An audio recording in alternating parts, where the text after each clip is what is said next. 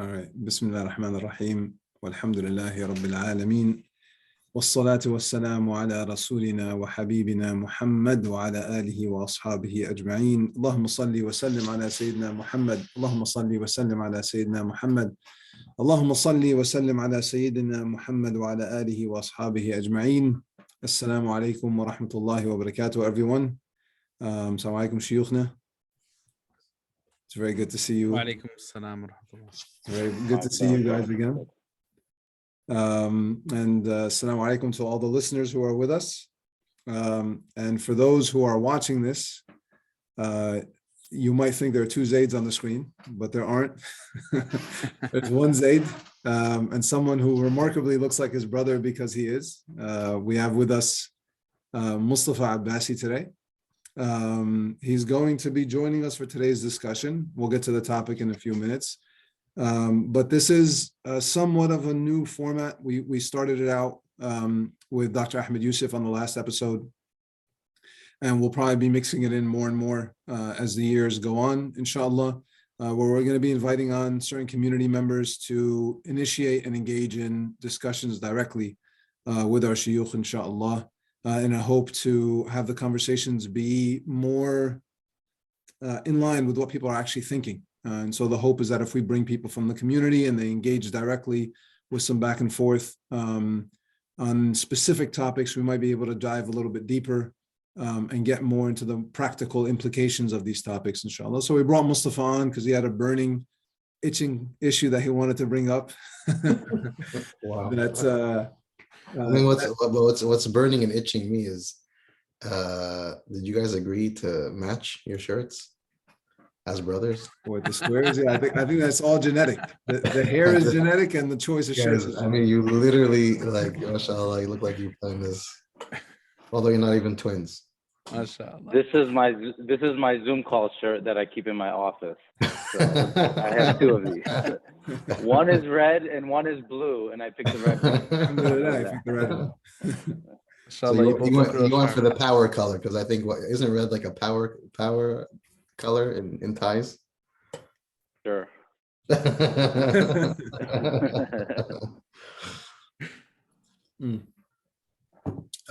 So I mean just a little bit about Mustafa. Mustafa has known Shaykh Osamah and Shaykh Yasir and obviously myself for quite a while. I think all three of us consider him a brother.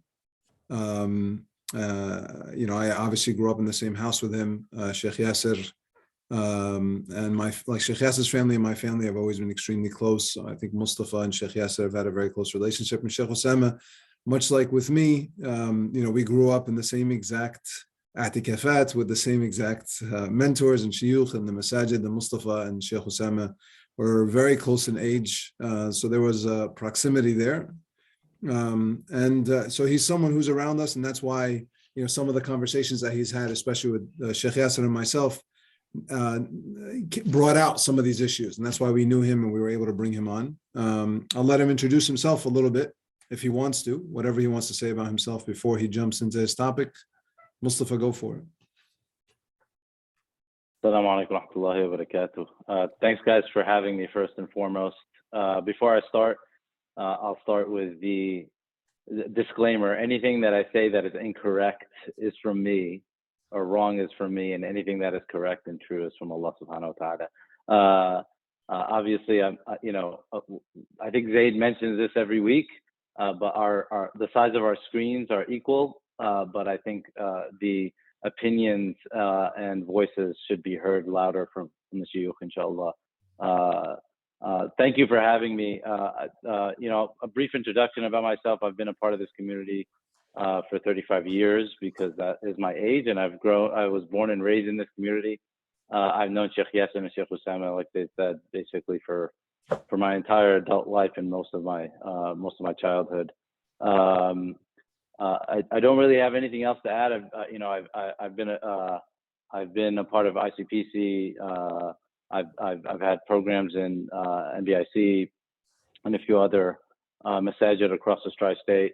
For the viewers who don't know me, just look to the other screen, and I look exactly like Zaied. Anything you associate with him, you could associate with me more or less. because we've kind of remained close for our entire lives. So, alhamdulillah, thank you for having me. I don't really have any titles to add to my name. I work in shipping. So if you have a complaint about e-commerce shipping, you can come to me, I guess, but that's about it.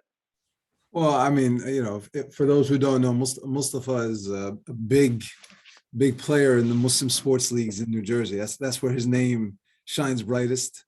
And he's also now, alhamdulillah, coaching basketball at one of the local Islamic schools, alhamdulillah. So he's definitely been very much involved and continues to be involved in the community and inshallah in the success of the community. Go ahead. On that end, go Lions. That's our team name.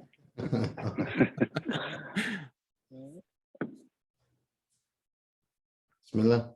So if you want, I can get started. Yeah. So I think we floated a few topics around Zaied and I, and we landed on one. And I think it was more relevant only because I've absorbed a lot of content online and either through articles, through YouTube channels, news reports, whatever you want to call it, around the topic of manhood in the U.S.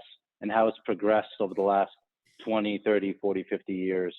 I think I'll kind of frame it this way, and what not only I deal with, but the people around me, what we deal with, and kind of the questions that we have, and the opinions and perspectives that come from our experiences. I'll frame it this way: working from home employees who now have the burden of being the primary breadwinner, as well as living in a household 24/7, really. So there's this new era that we're entering, and we're kind of starting to question what is our role within the household. And I'll frame it this way. A few of my friends and I, we discuss this typical scenario where you're getting ready for the day, or you're getting ready for a meeting. You're in the house because that is where your office is, and your wife is obviously there as well. She calls you to assist with her with something around the house. It could be, if you have a young child, a diaper change, if you have, an errand that she needs to run that she needs assistance with, she'll call you on, which is completely understandable.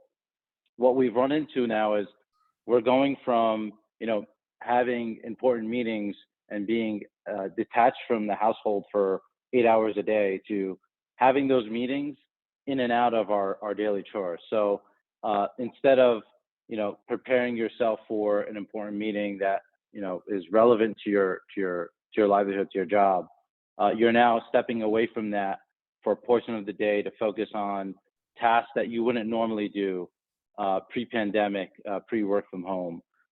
So my question really is framing, what is our role now, really in 2022 and in this new era as men, in not only in our household, but in society in general. Roles do we have to play? What is our responsibility, not just ourselves, but our household and our community at large? I mean, see the Rijal, Shaykh Osamah. مولانا. You wanna put in the fire pit first, yeah, Shaykh لا Yasir? ما هو بس عشان I told you Shaykh Osamah, يعني I wish I had more books behind me. I would go first. راجل مسكين. I only have. So I guess I can start with this. Jazakallah khair, Ustadh Zaied and Akhi Mustafa, for choosing the topic. You really landed on a hot one. I think issues relating to gender could be really sensitive, especially the way you address them, especially because it's like relating to a lot of other sensitive social dynamics around feminism and the role of men, the role of women. These are things that involve a lot of things historically for us in this country as Americans, and throughout the years, the roles, even for even if you take this discussion outside of the realm of an Islamic discussion, a Muslim household, Islamic law, and all the rest, there's been a great I guess you could say, change in direction throughout the years, in the past several decades, about what a family looks like and what the nature of our, careers are, and how that relates to our families. So, it's definitely a really hot topic. But I guess to start off the subject, for me, I really think it's important to understand a few things, and that's one of the beauties of our deen is that you have a great realm of things that are left to the circumstances, the lives, the cultures, the choices of people. Not everything is set in stone. And a lot of the things pertaining to this subject definitely stem from that personal choices, culture, and all the rest. So I think that's one of the beauties of our deen, that there is no specific cookie cutter model that needs to be followed throughout the ages, because our deen, really, expanded many geographical locations and many different, languages, cultures, ethnicities, and throughout many different time frames. And of course, the lives of people is always ever changing. So that's point number one. I think to address this subject meaningfully, we really need to distinguish between what is our responsibility in terms of our deen, what are requirements upon men, so to say, requirements upon women, and what else is left to the subject, to the decisions of people, the personal choices they have. The other thing is here is, uh, Islamic law, Sharia, fiqh, so to say, defines the framework of things. But we find from the legacy of our beloved Prophet ﷺ that we're actually pushed to become ihsan-oriented people. So basically, I get this a lot, people try to reduce their relationships, their, commitment to religion, to the boundaries of what is allowed and what is prohibited, halal and haram. But of course that's a very wrongful approach oftentimes, because the Prophet ﷺ's life actually shows us to not limit ourselves to those bare minimals. And the reason why that discussion is important is because sometimes something might not necessarily be you might not necessarily be liable in terms of religion for not doing it, but you'll definitely be blameworthy perhaps for not doing what's optimal. A household, a family is only going to thrive if the members of the family strive for what's best, not for simply what's okay and what's allowed. Those are just like some just general I guess talking points I would put there, but I think there's just so much details to flesh out. Yani. Yeah. So just to recap what you were saying, Sam, you're saying, number one, you were mentioning that a lot of things in this realm of like relationships and households and so on, a lot of it from your experience is the deen leaves up to culture and circumstance. And the second point that you were saying was that we want to hold ourselves to a standard of ihsan and not just a standard of halal haram. And I think what you're coming at there is, I know because I've done a lot of the AMAs with you, a lot of times we'll get questions from like spouses of like, am I obligated? What's my obligation as a husband? What's my obligation as a wife? And a lot of those conversations are just kind of looking to tick off a box. And that approach in and of itself is problematic. You're sort of setting the perspective that the whole conversation that we're about to have, we can't just live around the limits. We're kind of having to talk about like what is really ideal and optimal and prophetic. Yeah, no, absolutely. That's exactly what I was trying to say. And knowing your don't get me wrong, knowing your obligation is an important starting point, because this is actually going to come up, when it comes to subjects about like who's the breadwinner in Islam. Is there a breadwinner, quote unquote, in Islam? Is that like a certain role, that's obligatory upon a certain party or not? That's an important discussion to have, because if something's not obligatory on a certain party, it cannot be made to become an obligation upon that person unless they willingly choose it for themselves. But something that they choose for themselves is different than what Allah made obligatory upon them, if you know what I mean. Yeah, I yeah. think So it'll become clear. we have to be aware of what our baseline obligations are, but we don't hold Yeah. ourselves just to that. Yeah. Yeah, absolutely. And I think we'll give some examples, but I want to hear from Shaykh Yasir. Yeah, I was about to say, Sheikh Yasir, what would you do? What do you think, ya Maulana? إنت إيه رأيك؟ طيب, Bismillah. Well, I mean, my mind goes in a lot of directions listening to Mustafa's question, or his kind of idea that he's proposing. I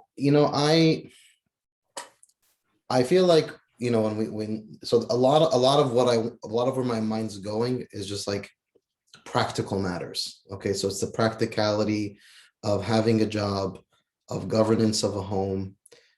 Diapers need to be changed, food needs to be prepared, things need to, whatever, there's that reality.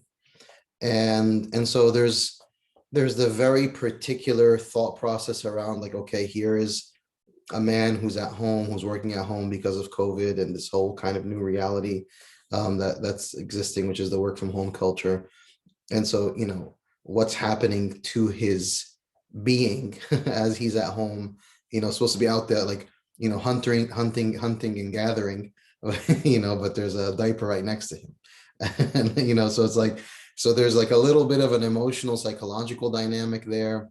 There is like almost an existential question, like what's happening to me as a man, as I'm supposed to be earning, but then I have like, I'm constantly defaulting to the space. And so I think there's a lot of interesting questions that can be teased out of that prompt that you mentioned. I do want to say that I think that fundamentally the way I think about homes, marriages, relationships in two languages. Shaykh Osamah identified the language of ihsan and the language of fiqh. There is also the language of like the fact that much of these relationships are practical matters. Things need to get done. There's an administrative quality to our spaces where things need to get done. And unfortunately, in the modern age, identity has been tied into this stuff. So it's like job, career has an identity quality to it. So it's like who I am is that this is my career, this is my job, employment pursuit. This is how I kind of define myself. I'm out there, so I'm accomplishing and I'm being and I'm doing and I'm making something of myself. And the day-to-day duties and responsibilities that actually, keep the ship sailing have been reduced into very tedious kind of duties and responsibilities that it's just like, who can get this off their plate and just pass it off to the other person, right? Because I mean, I don't want to do this, or it's too much for me, or I feel like I'm taxed by this, or whatever the case is. And I feel that we have to kind of spend some time thinking about the fact that the way in which societies develop themselves throughout time, where men had a particular and distinct role and responsibility, women had a distinct role and responsibility, that there are a lot of practical merits to that I think are dismissed today, because we live in consumerist capitalist society where are governed by philosophies that say that your worth is about your earning potential, your power, your influence in the public sphere, how present and seen you are in those spaces of power and influence. Yes. But it's much more practical and pragmatic. I mean, when you think of the life of the Prophet ﷺ, people like to bring up the example that he would sweep his home, or he would sew his clothing, and they want to present it like the Prophet ﷺ was a homemaker. The Prophet ﷺ was not a homemaker. Okay, in practical terms, this was a man who had endless responsibilities and duties towards, in terms of earning, in terms of caring for his families, in terms of caring for the ummah, serving the ummah, jihad, building relationships, establishing, fortifying, serving the deen. So this was a man who had a fundamental mission in life, a purpose, an identifiable purpose that was being fulfilled. And the practicality of it was that for the governance of his homes, that the women of his homes would care primarily for those spaces, care for the children. Sayyidah Khadija, she took care of the children of the Prophet ﷺ. She and not only just the biological children of the Prophet ﷺ, but she also took care of Sayyidina Ali, who was the cousin of the Prophet ﷺ, because he was under the care of the Prophet ﷺ. She took care of Zaied ibn Haritha, who was also there in that space. So Sayyidah Khadija took care of at least 9 to 10 children. And this was Lady Khadija, who was a woman who possessed a lot of wealth due to, many circumstances that led her to that point. But there was no discussion around well, I should be doing and you should, there was no negotiation give me, you take less, well, I'm doing too much.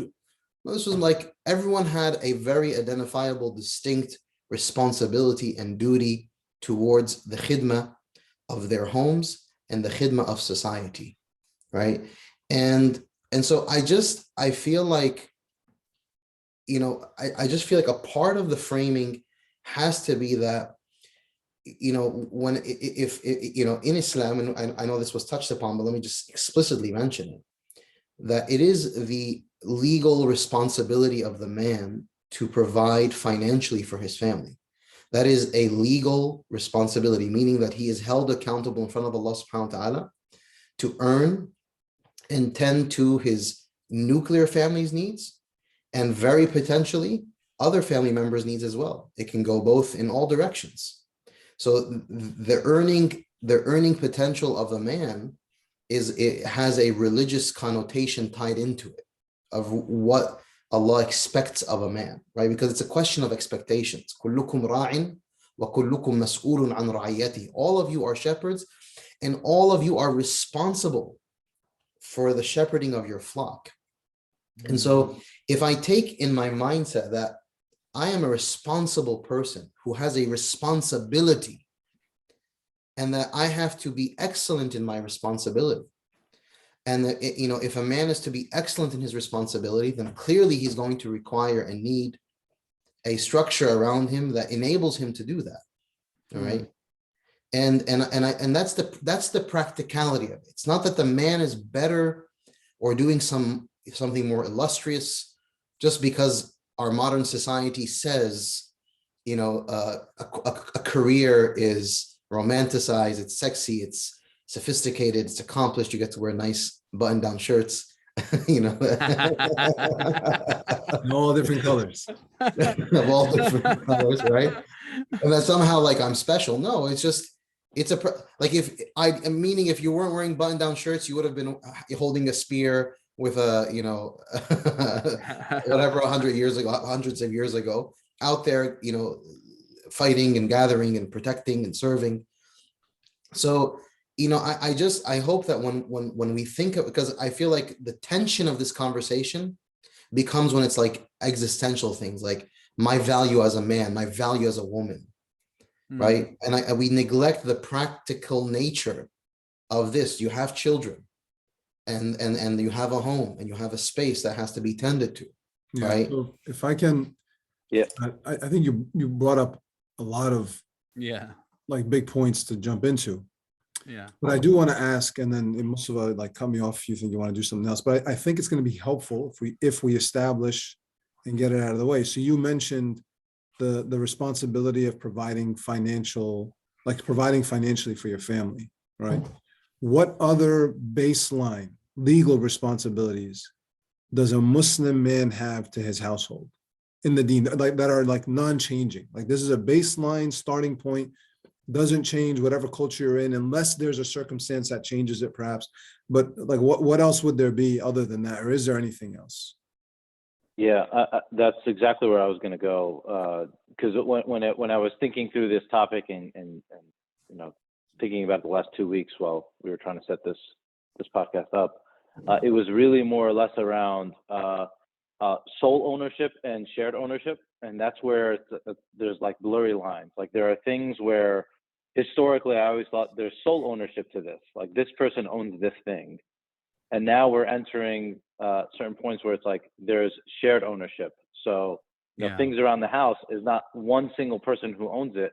Both people have equal ownership, and I think especially it started like in the 80s and 90s in the U.S.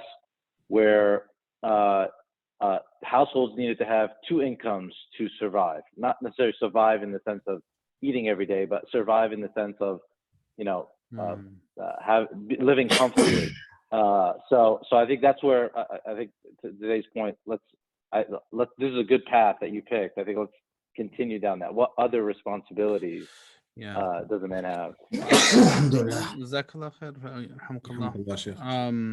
Jazakallah khair for focusing on that point. Shaykh Yasir, mentioned some real brilliant points, like about notions of gender equality that I think are important to consider in terms of like, understanding concepts, where people derive their self-worth from and what people see as valuable, in terms of, the equality between the genders versus the equity.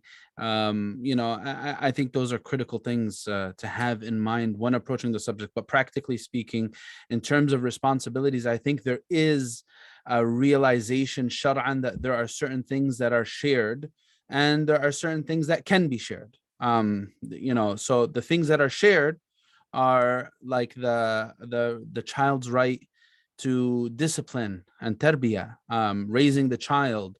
And I think that, this is something that many immigrant families in our communities have struggled with, that understanding, that the father, like you said, it's like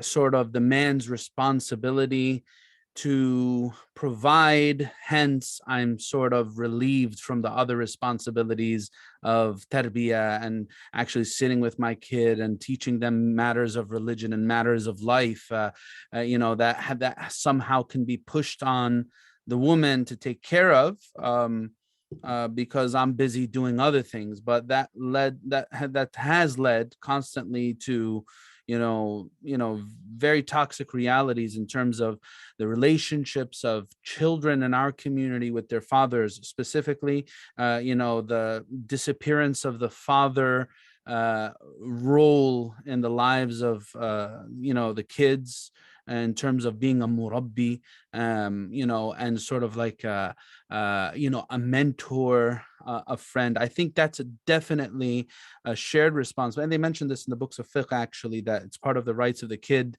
upon both parents to teach them the book of Allah, to teach them about Rasulullah, the Prophet of Allah, to teach them the basics of Islamic creed. So I think that's one, as a shared responsibility. And something that can be a shared responsibility is, like you said, the whole dual income thing. Now, that my issue with this is like, there is no issue that would stop a woman from contributing to the household. In fact, Sayyida Khadija, that murabbiya of the Prophet sallallahu alaihi wasallam's children, was a great financial support for him in his mission and giving the da'wah. So we had that from the very early days of Islam, that model that's there. So, but again, it's something that's optional, her choice. Unfortunately, when it becomes an obligation upon her, and some people think that they could actually do this, that I'm entering into a marriage relationship, and as long as we both understand we're dual income, we're going 50-50 all the way, and she has to live up to this, and she has to do this, and I'm not going to give her anything more than that. And some men even go to the extent, very, very bizarre understandings, but go to the extent that they have some entitlement to their woman's paycheck. They might actually even, it might actually go directly to them or to their account, and of course, Islamically speaking, it's a travesty. You took something that's perceived as a charity, as a sadaqah, and now you've made an obligation upon the woman. You've put on her burdens that Allah Azza wa Jal has never put on her. even though she might have accepted it at a certain point, but it always must remain in the realm of, I guess you could say, optional choices. That's just some things that I would have to say about that. I don't know. So from what you said, Shaykh, like we've identified two so far. One is the man has the primary responsibility to provide financially. If him and his wife agree that they're going to share that responsibility, that's acceptable, but he has the primary responsibility. And then a man does have a partial responsibility. And partial meaning he shares a responsibility with his wife to raise the children. He has a fundamental duty Yes. with regards to preserving the integrity of their religiosity. So Mm. that is upon the man. Please expand on that a little bit more, Yeah, because the a lot of man- men might be listening to this, and this is why I laughed at some point when Shaykh Osamah was like describing the immigrant mindset. There are a lot of immigrant men who will tell you, no, I'll be my kids. When my wife tells me that they did something wrong, I come home and I hit them, and I scream at them, and they know that I'm the enforcer, right? But they play no other role, or I shouldn't say this, but like there's an experience that we know of in our community where they end up not playing much more of a role than just like the stick. Like Yeah. if you don't behave, I'm going to tell Baba. I'm sorry, Sheikh, go ahead. Yeah, if you can. No, I was just going to say that, when it Yeah. comes to the care, when it comes to the care of the child, there are, multiple factors. There is like, there are things that have to do with hadana, which is like the caretaking, the day-to-day, like literally hadana means hudn, like the hug. The hadana is actually the mother's responsibility. The kafala, which has more to do with like the finances and stuff, is more the father's responsibility in fiqh. But in particular, now I'm talking about specifically about children, but in particular, the religious development of a child principally falls on the father, meaning that he's responsible to ensure that the child is religiously developing, meaning that they're learning their deen properly. They have a proper theology, like Shaykh Osamah indicated some of these things, right? That they understand Islam and what it means. Yeah, he may not have to, like he can commission or oversee the process of, for example, them memorizing the Quran, but he has to make sure that they understand what prayer means, what fasting means, what basic theology looks like, the basic elements of our deen. That's his primary responsibility, right? Meaning he owns that piece, okay? Alongside, so there's those matters when it comes to the children. The father is also legally responsible for protection. Like he has to actually legally protect his home, ensure the safety and the welfare of the dwellers of that home, right? That is an obligation upon the man. To ensure that they have safe shelter is an obligation upon the man, right? To So ensure that they Second Amendment guy then, Sheikh. Huh? You're a Second Amendment guy then, Sheikh. No, I'm just joking. Sorry, continue. I mean, we can have that conversation. I think there's a lot to be said about that as well.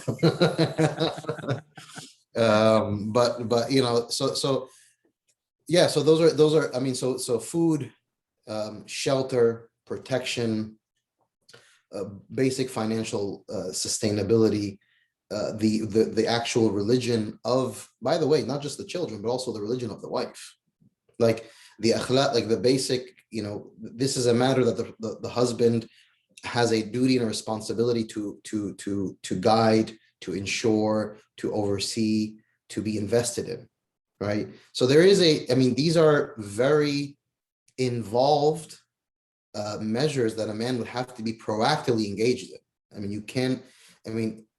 Yes, with agreement, things can be kind of, based on relationships, you can have some easing of certain things or whatever, but this is like, there is a responsibility, meaning that Allah subhanahu wa ta'ala will ask you about this. Allah will ask you about the religion of your children and what you did to ensure their, commitment to Islam, right? And how invested you were in that process and what you did. You just kind of like sit there and mail it in and let your wife figure out like all the disciplining. This is fundamentally a responsibility that also, the man has a critical role to play in the disciplining of the child.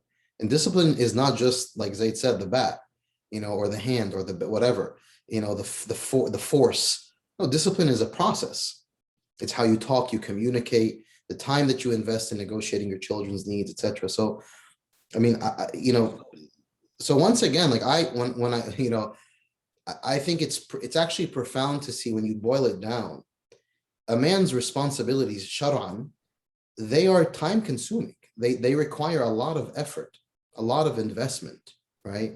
And we have, that's why we have to walk away from the very superficial kind of model and narrative that we see in the public sphere. A man, he just has to work, and I have to do all this other stuff at home. He has to do nothing, right? Other than just go to work in the morning, come back and relax, because he has the license to say, well, I worked all day, so I'm just going to relax. You take care of everything else. The man does not actually have the license to do that in those exact terms, but he does have a responsibility that may not include sweeping the floors, changing the diapers, and things of that nature, which is now where it comes to like the real practicality of day-to-day governance. Like, if this clearly falls on his shoulders and he's supposed to be doing all these things, right, then it becomes far more not just understandable, it becomes actually the social wisdom that has governed society throughout century, that a woman would be more oriented around doing these things, right? Now, yes, we have to get into the whole conversation of modern societies, where we are today. Mustafa was talking about dual incomes and shared, incomes and things of that nature. I'm very interested. I'm so sorry to come, but before we move on, I did want to ask. So I know we recapped it, but I'm going to recap it again just really quickly, and then I have a question to ask. So financial responsibility, religious sort of uprightness, like we have a duty over the religious uprightness of our households. There's a lot to tease out there, but I'll leave it for now. And then number 3 was security, right? Shelter, security, food, protection. So is there a priority to them? Like, if we have men listening, I think this is a good thing to recap. Do I have a greater responsibility with one or the other, or is there a priority to them? Should I, as a man, put one above the other if I find myself falling behind in some, or you know what I mean? Like, is there a priority? Or are they all equal in the eyes of Allah subhanahu wa ta'ala? Like, this is your duty. Live up to all of them as much as you possibly can.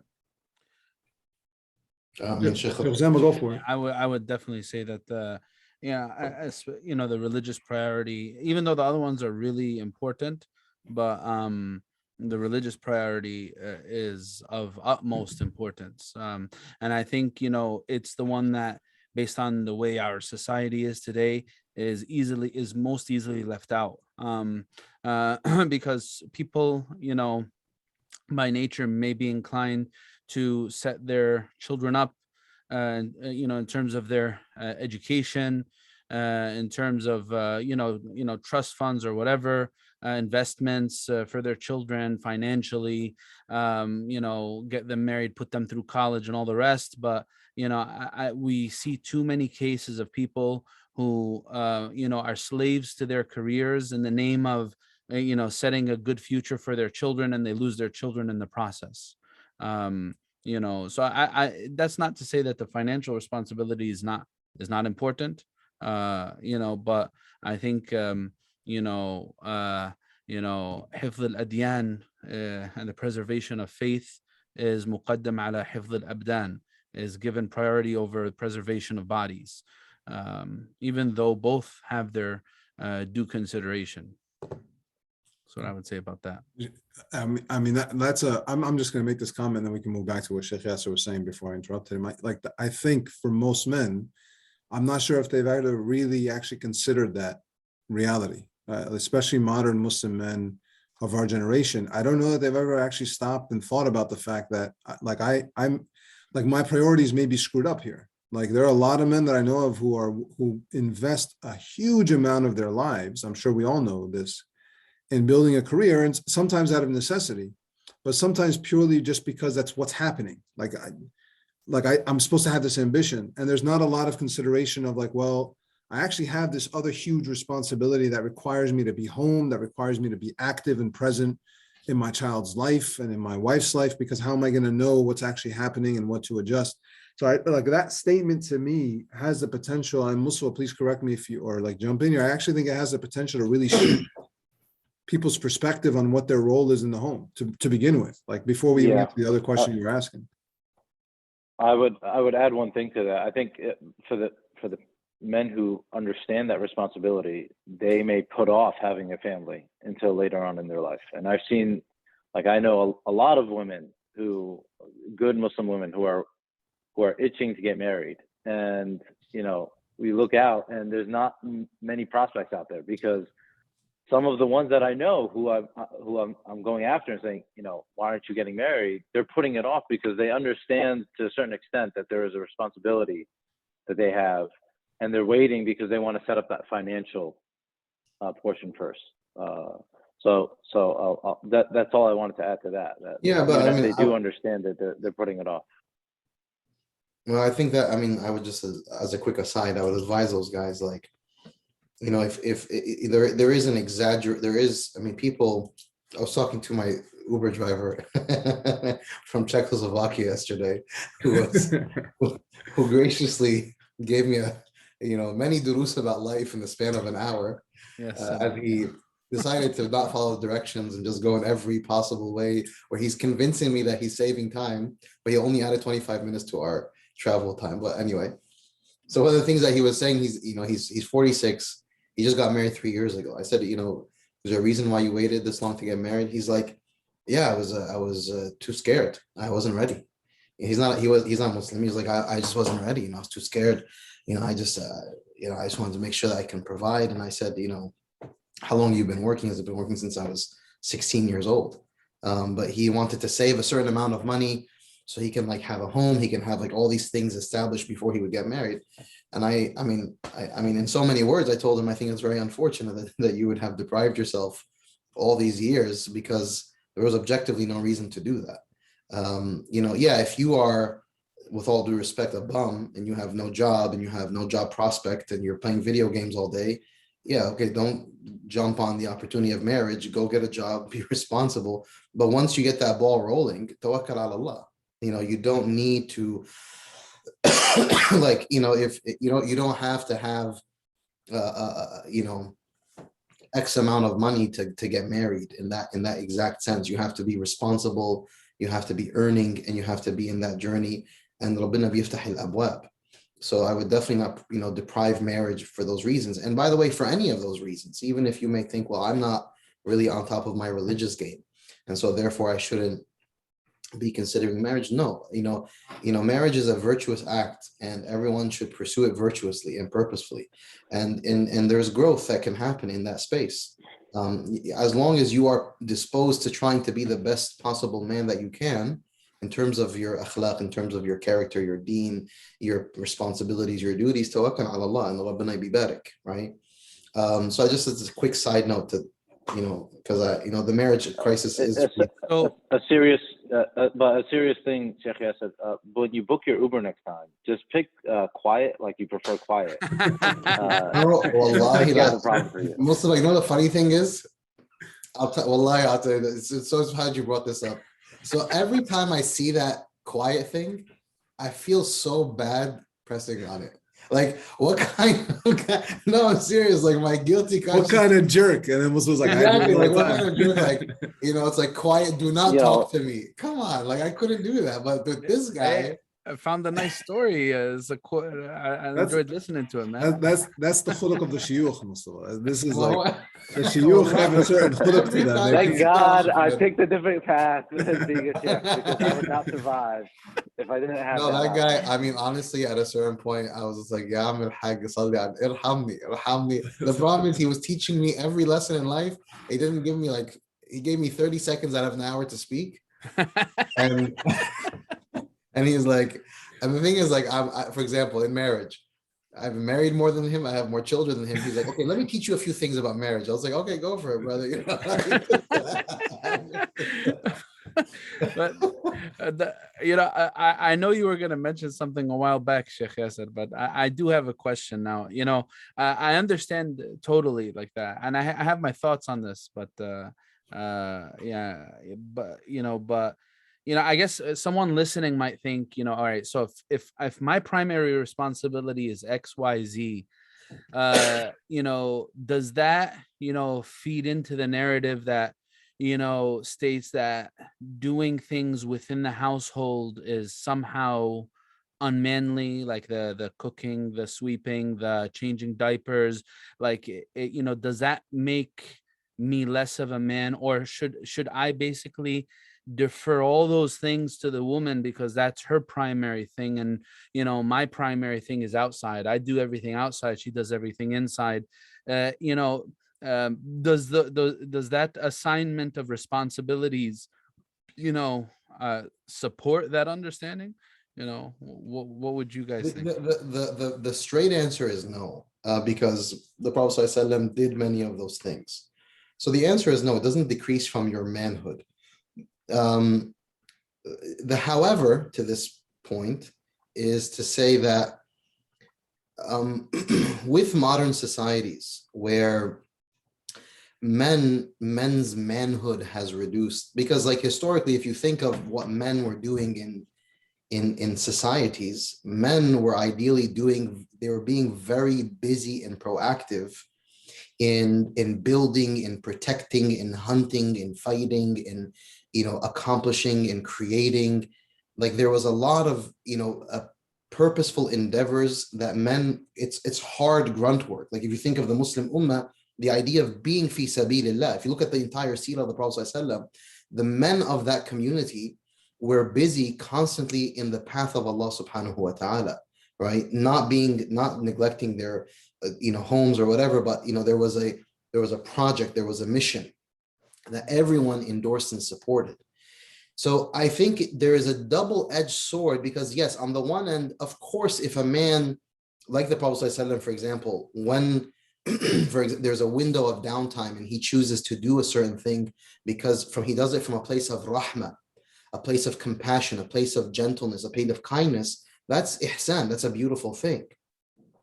The distinction that I think we have to think about as a society now, and I don't want to pin this, one critical point that I need to just establish is that I really do detest the us versus them narrative, men versus women. I think one of the most destructive narratives that have become essentialized is it's like this perpetual battle between men and women. What men can get away with, what women can get away with, and what men can force women to do and what women can force men to do. I think that's a disaster. Our tradition is a tradition that speaks about, al-mu'minuna wal-mu'minat ba'duhum awliya'u ba'd. There is a relationship of wilaya, which is protection, which is honoring, which is caring, which is, hunna libasun lakum wa antum libasun lahun. You're a garment for them, they are a garment for you. So we have a discourse that far more harmonizes between men and women, in both the nature of men and women, in the roles and responsibilities of men and women, but it's a harmony. I think in modern materialist capitalist society, there is a productive element to creating the battle of the sexes, because it's like, well, I'm a woman and I have to accomplish X in the public sphere, and I'm a man and I have to accomplish X in the public sphere, and I have to have a purchasing power of X, and I have to buy Y, and I have to drive this, and I have to do that. And so it's like the identity has been governed by like very distinct material capitalist pursuits. And I think that the battle of the sexes, kind of benefits that reality. So I don't think inherently that it reduces from manhood. And because like I said, the Prophet ﷺ did it. However, if the identity of a man becomes altered, where they are no longer invested in bigger projects of the ummah, of the welfare of the ummah, of the teaching of our religion, of the thriving of our discourse in our tradition, and every man becomes far more domesticated, then that results socially into a compromised like project. Then the real project becomes just caring for your home, like every man and woman just kind of making sure that every child is like fed, taken to school, diaper changed, burped, and clothed, and then everyone's just kind of barely hanging on to their Islam, making sure they're praying, some zakah, some Ramadan, some salah, and then we die, right? And I think as a society we just have to take a new, we have to, and I mean, I don't want to get too theoretical because I have a lot to say about the structural concerns I have, the way we've structured ourselves as a society, the way our homes are, because of course, I mean, one of the qualities of this that are so impractical is like, yes, when every man and woman live in a very nuclearized situation where they're trying to manage a home with 2, 3, 4, 5, 6 children, dealing with all of the basic elements of caretaking and welfare and waking up and this and that and illnesses and all this stuff, of course, it's a massive burden standalone, right? And you are, I mean, we're setting up women to really fail when they're trying to carry so much of that internal burden on their own. That's why far more like communal societies, tribal societies, where there's a lot of like dispersion of the welfare of things, like meaning and responsibilities and duties. You know, others are carrying and helping, so that, you know, if you need to take a nap because one of your kids are sick, you have a sister, an aunt, a cousin, you know, etc., another woman in your life who's really helping in that duty and responsibility, another arm to carry a child. You know, there's a lot more ability when things are spread out. But now the only direction for it to be spread out is to what? Is to the man, because he's the most identifiable, able-bodied being. It's like, well, I have this baby, you carry this one, you know? And so, of course, you know, as a good man with ihsan and tenderness, you want to kind of step in and remove the burden and help, right? Yeah. I just want us to be thoughtful as a society of what we're constructing, because I feel like, I'll close with this. I feel like so much of this conversation, the frame of it has been provided to us. Like the extent of the framing, if you notice in the social discourse, is about men, women, like job, home. That's the whole frame, you know? I would challenge that frame and say the frame needs to be extended far greater than that. Because when you reduce your whole, like literally your existentially, like your whole being to just work and home, and that's the extent of the imagination of a man and woman, then yeah, I mean, it becomes far more difficult to advocate for more ideal arrangements that would provide and produce, I would say, far better outcomes for the welfare of human beings, for families, for society, for the religion. But we are imprisoned within frames that were actually provided to us. Like in the modern world, this is how people think. Yeah. I mean, it's go ahead, Shaykh. Go ahead, Shaykh. Jazakallah khair, Shaykh Yasir. I think there's a lot of gems in what you said, and you know, I guess the more we speak about it, the more I really believe this is like a massive subject that has so many different aspects to it, you know, because a lot of the beautiful statements you said right there, Sheikh, you know, I could understand them, you know, in, you know, a certain reality on the spectrum of cases that we're dealing with. And I guess, you know, like we're dealing with that reality that you're speaking of, but, you know, sometimes we're dealing with the opposite extreme, of, you know, especially when you're talking about, you know, many of the, you know, immigrant communities, you know, in the West, and some of those understandings, the baggage that comes along with it, you know, it's, you know, we're not really aspiring for those greater lofty goals that you mentioned about ummah and service and creating and developing and all the rest, you know, but at the same time, you know, I'm somehow, you know, absolving myself of any household responsibilities altogether from a standpoint of, you know, pure dictatorship, you know, pure oppression.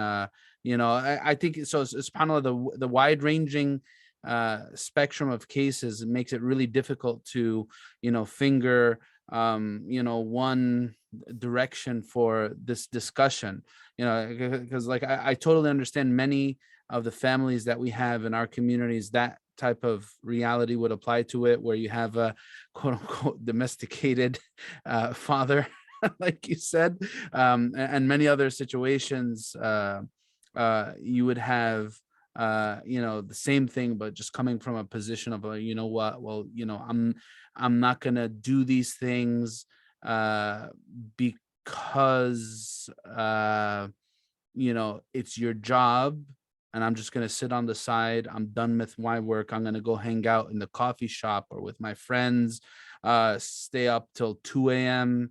and I don't care about anything else. That's, you got to figure it out on your own, sort of A type of thing. bum. I mean, that's a bum. That's someone who just. Unfortunately, there's too many bums, ya Shaykh Yasir. No, I know. I mean, listen, I think, yeah. But- go ahead, Zay. Go, yes, go. Go, Sheikh Yasir, sorry, go ahead. It's okay. I want to hear what you have to say. I was going to sort of like recap and like highlight. So what I think I'm hearing from you both, Shulchan, is that the ideal of a man is that he would live up to those primary responsibilities that we mentioned, and that he would establish a culture within his household that isn't just focused on the household. It's focused on the community as a whole. It's focused on the larger deen, and like both the religious community and the neighborhood that you live in. And when you do that, there should also be then an opening of the support structures. So if I am, as a man and as a household, so me, my wife, my children, we have this collective recognition that we have to take care of ourselves, but then we also have a duty to society, to our neighborhood, to the deen, to the community. So we're going to live that way. There's stuff that that I have to do. There's stuff Mama has to do. There's stuff the kids are going to be asked to do that isn't directly for the household. But with that, the support structures also open up, because if more and more households, especially within families, but even outside of families, are committed to that, you'll find more people willing to help each other out. You can find communal agreement where, like, hey, we all kind of need each other here because we all are committed to this larger project. So I think what I understood from Shaykh Yasir and then Shaykh Osamah, you brought it up in the opposite sense, is that I think Shaykh Yasir was saying, like, there's an ideal here for a man that goes beyond his household. And when the man does that, there's going to be, and this goes back to something I wrote down that Shaykh Yasir said all the way in the beginning that we never got into, which is like, there's a practicality here and then there's an identity issue. Practically speaking, if you become a person and a household that's committed to more than yourselves, then you can have a lot of practical discussions about how do we handle all of this? Like, we have all these kids who need all this stuff, but we also want to do all this other stuff. It's not realistic that just the two of us do this. What tools are at our disposal? What support structures are at our disposal? What can we do? Can we lean on friends? Can we lean on siblings? Can we lean on aunts and uncles? Can we have these conversations between households because we're all committed to this larger purpose? That's what I understood Shaykh Yasir was getting at ultimately, that ideally commit yourself to something bigger. And a lot of this stuff, you can start to have real practical solutions that are wider than just you and your wife. It'll be me, my wife, and my community.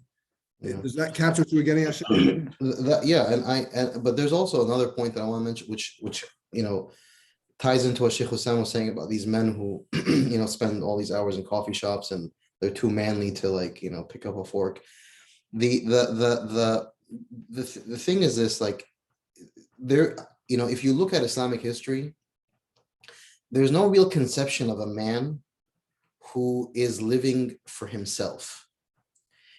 Men, like real men, capital M men, they lived, fi sabil, fi ibadat, in a disposition of serving Allah subhanahu wa ta'ala, worshiping Allah and serving his creation. Ahabbun nasi ila Allah anfa'uhum linnas. The most beloved of people in the sight of Allah are those who bring the most benefit to people, right? Wa ahabbul a'mali ila Allah. The most beloved of actions in the sight of Allah is bringing happiness into someone's heart. It's paying off someone's debt, etc. Like, removing harms from upon people.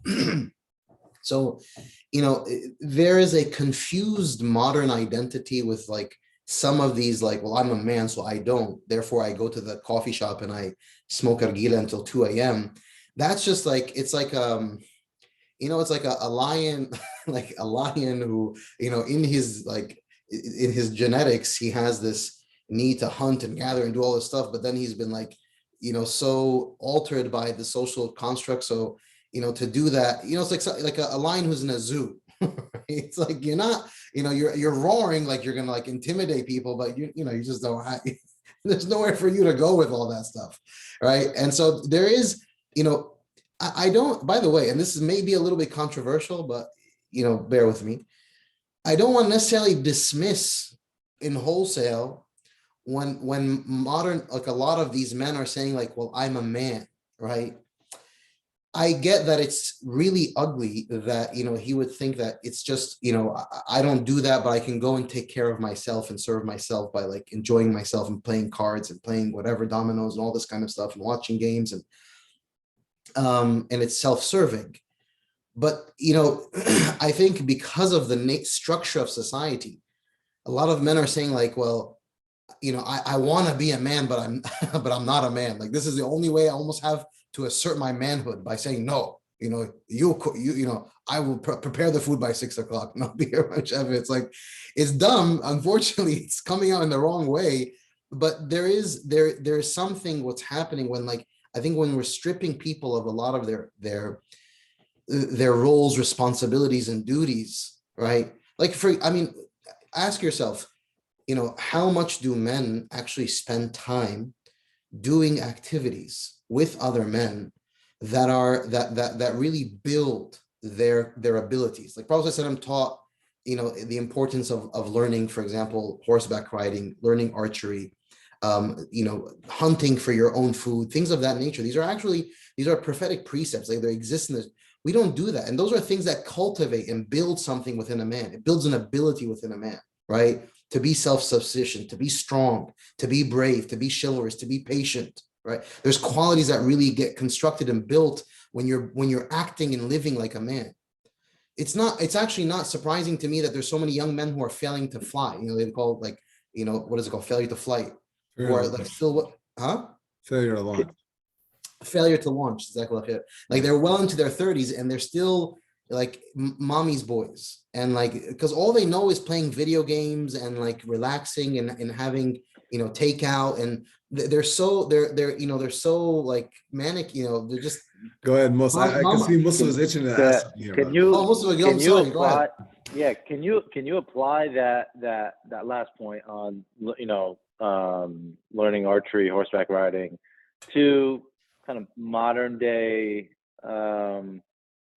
sports and activities, basketball, golf, things that I do.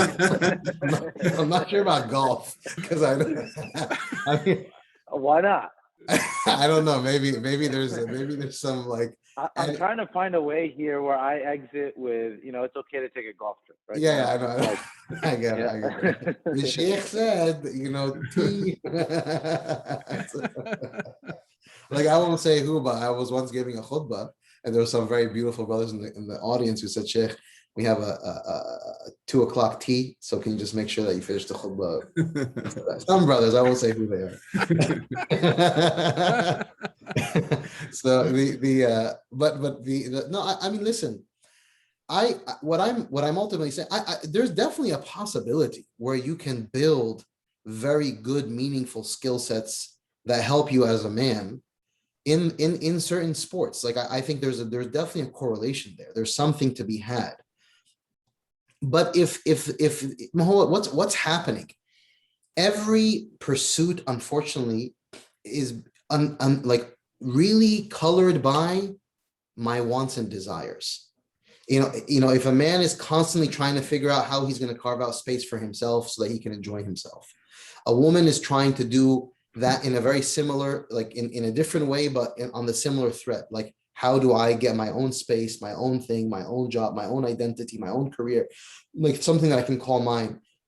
And that's a part of a person-centered society, which is the one we don't live in a theocentric society. We live in a person-centered. So it's all about your rights, your wants, your agency, your freedom, your comfort, your relief, your happiness.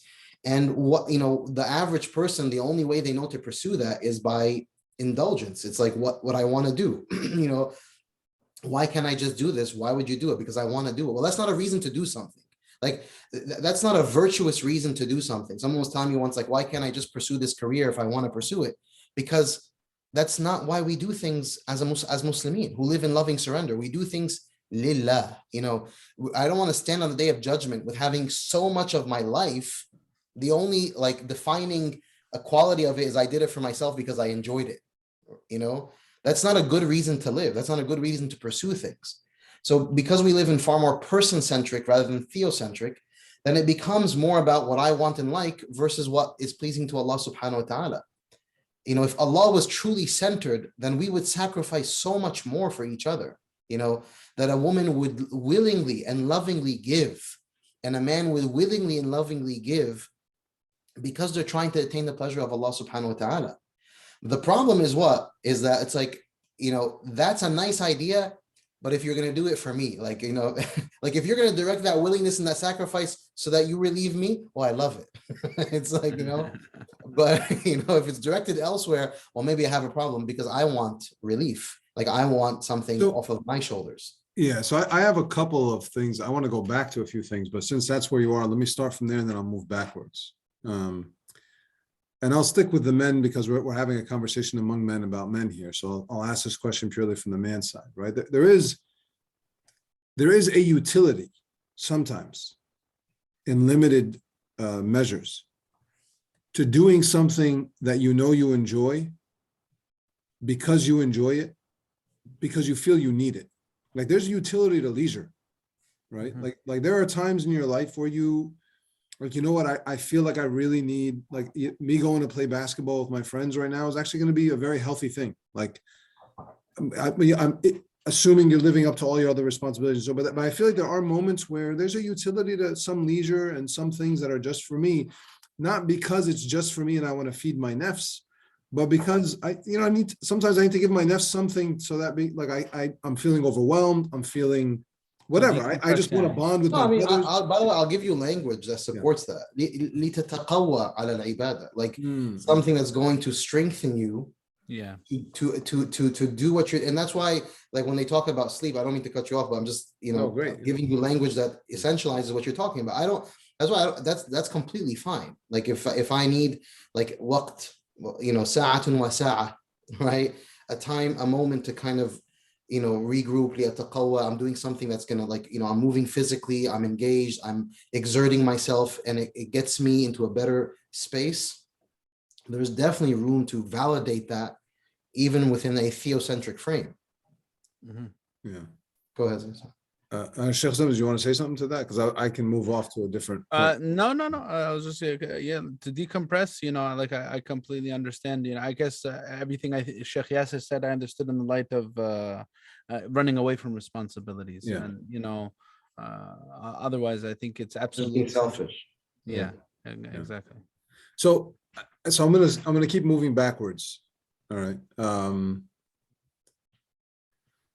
You said something, Shaykhi, that I've struggled with a little bit. Like when I've heard a lot of the modern, like Mustafa opened up by saying that he's listened to a lot of content and read a lot of content in today's like sort of online world about what it means to be a man and so on. I feel like there's something inherently and ironically unmanly about saying like society doesn't give me a role as a man anymore. And you kind of touched on that. Like, society is kind of like we're stripping men of their roles. And there's a part of me that wants to say, like, if I'm a man, I really don't need anyone else to give me my roles. Mm-hmm. Like I believe in Allah. I'm a man. I know what my responsibilities are. I'm going to give myself those responsibilities to heck with society. So I say that just to say, sometimes that language bothers me for men because I feel like a big part of being a man is that you just stop giving yourself excuses. Like just be a man. Like you have something to do. Don't give yourself any excuses. Go do it and figure out a way to do it. Yeah. So I'll just say something on that before the Sheikhs chime in. I think for our perspective, maybe because we grew up around men that we respect and admired, and we kind of got this understanding of what it means to be a man growing up. I think that topic is more relevant to teenagers and boys who are coming up. Like it's men who are not men yet, right? Like they're still trying to figure it out. Because like you said, like if you're a man, that you kind of reject that rhetoric and you just say, I know what I need to do. I don't need to accept that public sphere, the conversation in the public sphere. But I think it's more relevant for, as these teenagers start growing up and they come out of college, they don't understand what it means to be a man, because most of their lives now, we're living a digital age. They're growing up in front of a screen, and they're absorbing a lot of this content. So that's why I made the commentary that I made. Like, I'm absorbing it because I'm trying to understand what my kids are going to go through in a few years, right? When they start accessing this information without me there. So what are the challenges that they need to go through, and what is their understanding of what it's like to be a man? If you remember, Zaied, one of the topics that I said that I thought might be relevant for this podcast is how do we raise men in this day and age? Because of that, the complexity of being able to access information and opinions.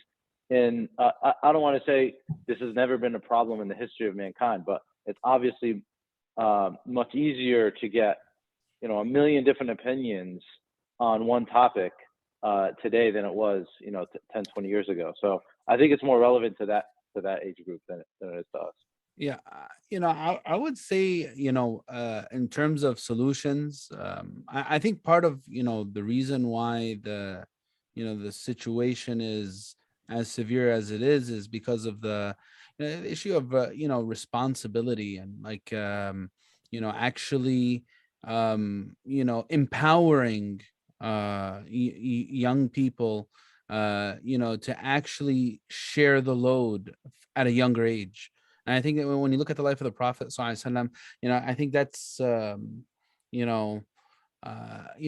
that's the difference that you see in terms of the companions and how they assumed leadership roles and critical roles in the ummah very early on. That type of society, I guess, empowered men or men to be, to carry the responsibility, at a very young age. And I think that's something that, many of our households are not producing enough. Many young people are being pampered into adulthood, everything served on a golden platter. Many times, not all the case. I know that's a generalization, but, I personally think that, the solution to that is, really just, making the, responsibilities, I guess, known to younger people and owned by younger people, from the beginnings of their adulthood. I just want to go full circle because I know we're going to have to wrap up soon, but most of us started off this with like the conversations that he's having with his friends about, who are we in this age of working at home and things of that nature. And I guess what I hoped to convey with all of my different rants is to just problematize the frame. Like I really think that it behooves us as a Muslim community to challenge the pre-constructed frames. When Zaied, we were saying about how you you kind of, as a man, you should be able to to hell with what society has set in frames. The challenge with that is that most people are not actually aware of the frame. Like you can say to hell with it if you're conscious of it, but if you're fully embedded within the matrix, you don't know that that everything's already kind of being defined for you. You're working within the algorithm. Like I was telling kids the other day, a lot of people haven't been used yet. Huh? Your eyes haven't been used yet, to use the matrix analogy. Yeah, exactly, precisely. You haven't actually seen, So فَبَصَرُكَ الْيَوْمَ حَدِيدٌ. Like you haven't gotten to that point. That's the issue of pulling up ayat and movie references. I also push back a little bit on what Mustafa was saying about our generation versus the coming. No, I think the what I'm trying to say is descriptively what's happening in society. Because I do see a lot of emasculation in general. Men are not behaving like men. They're not acting like men, whether they're teenagers, 20s, 30s, 40s, 50s, were running men, you know, they really struggle with having responsibilities, become increasingly fickle, skittish, and their vision of life is is one where, you know, like I said, maximizing pleasure and joy, right? So what I want to advocate for in these conversations is that as a Muslim community, we just take a little bit of a step back, right? And not sit here and have battles of the sexes around like what women should be doing, men should be, you should be cleaning, I shouldn't be cleaning. Like, I feel like that's so reductionist and unfortunate. And it completely breaks the essence and the spirit of the concept of, you know, manhood and womanhood in Islam, one that not just factors in the legal, technical huquq conversation, like rights, but one that dismisses the greater philosophical, theological, and then the even greater ihsani and spiritual considerations. Because the project of Islam is huge and it's vast and it's far bigger than you and I. And these homes, you know, that Allah subhanahu wa ta'ala has bestowed upon us and has gifted with, this is an amana, it's a trust. But, you know, these families, they represent, you know, real windows of opportunity for the deen of Allah subhanahu wa ta'ala to be preserved and to be propagated, right? This is the essence of it. You know, the welfare of society really does hinge on the welfare and the quality of the home in that space. You know, that's why, you know, when you look at the biographies and the autobiographies of so many of the most profound ulama in history, like scholars of Islam who led, you know, the civilizational development of so many eras, you know, they always reference, very often they reference as the primary influence in their lives, their mothers and teaching them, you know, a lot of essential values, because that's where they spend so many of those critical early years with. Yes, it was, you know, there was a lot of time with the mother and what that meant to their development and their growth and their chivalry and their so many of their essential values. And yes, they obviously learned many critical values from their fathers as well, that we spoke about earlier. But you know, I feel like, you know, I just want to challenge the frame, expand the frame, because I feel like it creates a much more beautiful discourse, and it puts it within a frame of wilaya rather than a frame of battle, of harb. You know, it's not the harb of the sexes, it's the wilaya of the sexes. And then, you know, yes, I think, you know, hopefully we have many more conversations, but I do think that we have to have a very like nuanced conversation about like, what does it actually look like to be a man? And what does it look like to be a woman? And how should I work towards building myself as a man? And how should a woman work towards building herself as a woman? And these not being confined and defined by the modern discourse around these issues, you know, and through the modern philosophies that have colored so much of what this stuff looks like. So I just, you know, I don't know. I hope I helped and we helped in sharing some frames to consider. Mustafa, I don't know if we answered your question. I guess the khulasa is tell your wife that you can play golf sometimes, I guess. Does that help? Well, if you want to disclose, I was the one texting him, asking him to come. Yeah. He wasn't alone, but there was two other people who were. No, okay. So I think. No, go ahead, yes. Go ahead, Mustafa. No, I was going to say Jazakallah khair. I think this is more of a debate that's happening, not necessarily a discussion of who we are as men. I think more or less between me and my friends, it's more or less a debate of what's right, what's wrong in this space. And maybe it's a topic that you two, Shaykh Yasir and Shaykh Osamah, can pick up. You know, since you guys hold the mic weekly and kind of have everybody's ear and defining what it is to be a man in Islam. So I actually think we're probably going to end up having a part two. But Shaykh Osamah, before we like sign off for the day, I want to give you a chance to add anything that, like Shaykh Yasir kind of said a lot there at the end. Mustafa said something really interesting right there about a debate about right and wrong. But I don't know if you have anything that you didn't get a chance to say that you want to chime in before we wrap up this episode, and we're probably going to need a part 2. Yeah, no, I definitely think that this needs to be, further discussed, and perhaps the other side of it can also be focused on in another episode too, about like basically what does it mean to be a woman as well, and maybe we could have some sisters on for that type of discussion. But yeah, I really enjoyed the discussion. I think it's a really vast subject, and I think it's fundamental to how, I guess it's fundamental to the trajectory of our family's growth and our community's growth, to be honest with you. The way that we handle this issue particularly. So a lot's riding on understanding these different types of concepts, and Jazakallah khair, Shaykh Yasir, for the gems, and I really enjoyed having you, says Mustafa, with us, on the meeting point. Hopefully we could do some more episodes on it. Allah Yajzak khair, says Zaied. Jazakallah khair, Sheikhna. All right, thank you so much, everybody.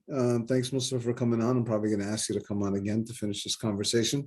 As always, I want to remind everyone we do have the phone number that you can send your text messages to. It's 862-208-3638, 862-208-3638. If you have questions about this or comments about this subject or others that we've done, or suggestions on topics you'd like us to pick up, please feel free to text that line. And lucky for everybody, I've said this before, I'm going to keep saying it. It's one of the blessings that this community has, especially our generation and generations younger, is that Shaykh Osamah actually reads those texts. So if you have fiqh questions, if you're struggling with something and you send the text there, you will be able to have some conversation with Shaykh Osamah around it. So you have direct access to ilm, inshallah. So please use it. Thank you, everyone. سبحانك اللهم وبحمدك نشهد أن لا إله إلا أنت نستغفرك ونتوب إليك بسم الله الرحمن الرحيم والعصر إن الإنسان لفي خسر إن الذين آمنوا وعملوا الصالحات وتواصوا بالحق وتواصوا بالصبر. See you all next time, inshallah.